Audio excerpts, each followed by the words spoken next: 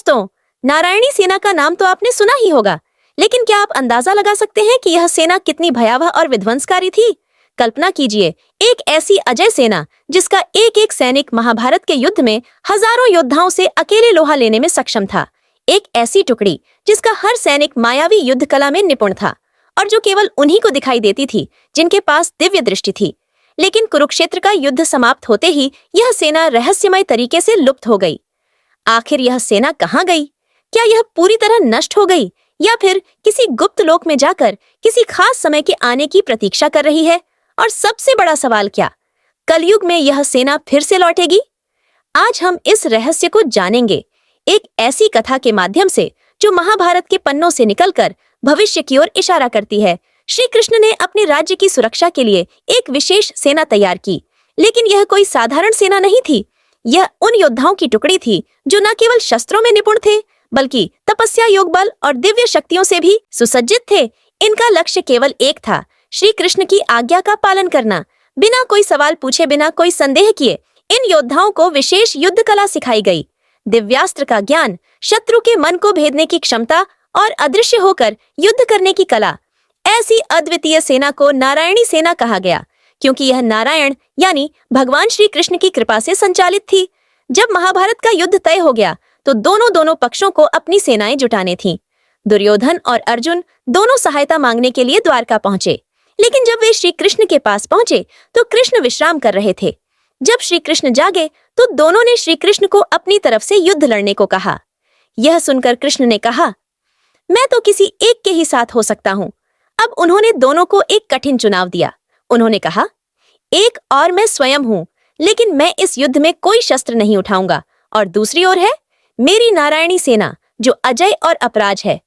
दुर्योधन नारायणी सेना की शक्ति को अच्छे से जानता था। वह तुरंत बोला, मुझे नारायणी सेना चाहिए। उसे लगा कि एक अकेला निहत था, श्री कृष्ण किसी काम का नहीं। लेकिन अर्जुन मुस्कुराए और बोले, मुझे आप चाहिए प्रभु। यहीं पर तय हो गया था कि धर्म की विजय होगी, क्योंकि बल से अधिक बुद्धि और ईश्वर का साथ महत्वपूर्ण होता है।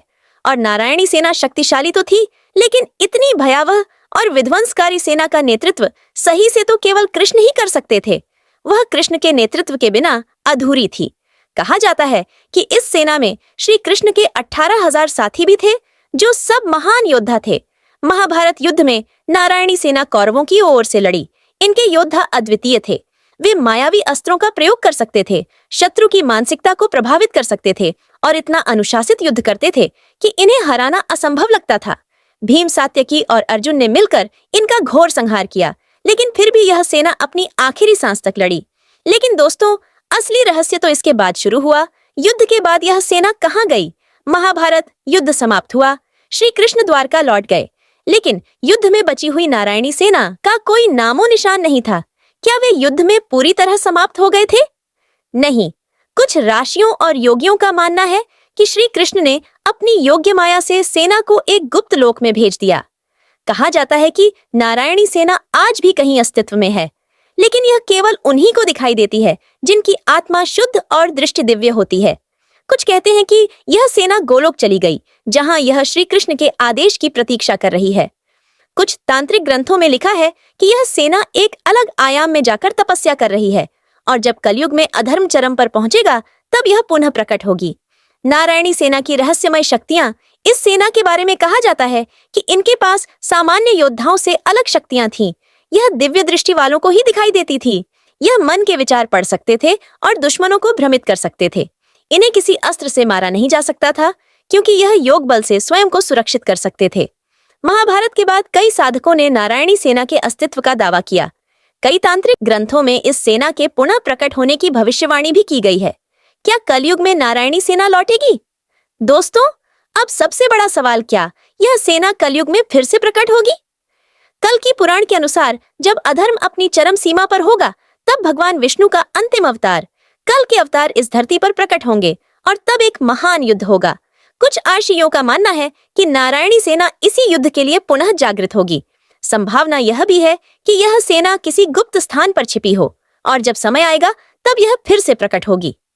अब सवाल यह है, क्या यह केवल एक पौराणिक कथा है या फिर सच में कहीं ना कहीं नारायणी सेना इस दुनिया में मौजूद है? निष्कर्ष, क्या यह सिर्फ एक मिथक है या एक सच? दोस्तों, यह सवाल आज भी अनसुलझा है। कुछ लोग इसे महज एक धार्मिक कथा मानते हैं, जबकि कुछ का विश्वास है कि जब सही समय आएगा तब यह सेना फिर से प्रकट होगी।